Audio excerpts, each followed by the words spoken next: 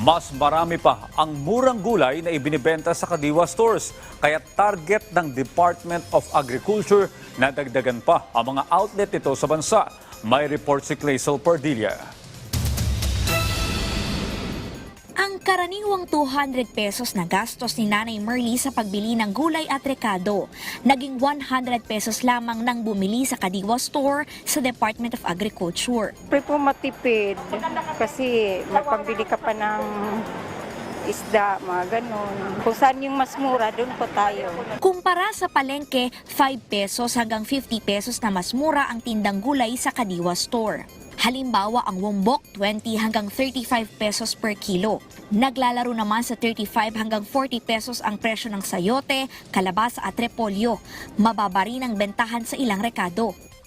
Ayon sa kooperatibang nagtitinda sa Kadiwa Store, magandang ani kaya maraming supply ng gulay. Ilan sa ibinagsak na produkto ay sobrang supply sa Nueva Vizcaya at Benguet. Nagpapasalamat kami sa DA kasi sila po yung nagbibigay sa amin ng oportunidad para makapagbenta po kami rito, ma'am. Pagpaparami ng Kadiwa Store ang isa sa mga ginagawang hakbang ng DA para matulungan ang mga magsasaka na maibenta ang kanilang ani.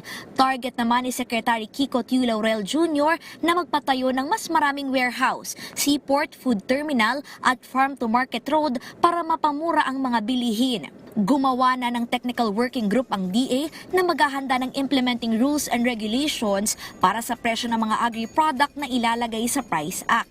Layo nitong gawing stable ang presyo ng agri-products sa panahon ng emergency. Sa ilalim ng Special Order No. 18 na inisyo ni Chu Laurel, isinusulong ang paglalagay ng buffer fund sa pambili, pag-angkat at stockpiling ng mga pangunahing produkto sa panahon na may shortage o kailangan maimpluwensyahan ang market price. Samantala sa harap ng bird flu outbreak na naitala sa France at Belgium, pansamantalang ipatutupad ng Pilipinas ang poultry ban sa mga naturang bansa. Napakaliit nung ini-import natin sa Belgium na poultry and poultry meat products. About less than 1%. At sa France, last year wala tayong ini-import na poultry meat products galing France. So hindi siya makaka-apekto. Clazel Pardilla para sa Morning Show ng Bayan, Rise and Shine Pilipinas.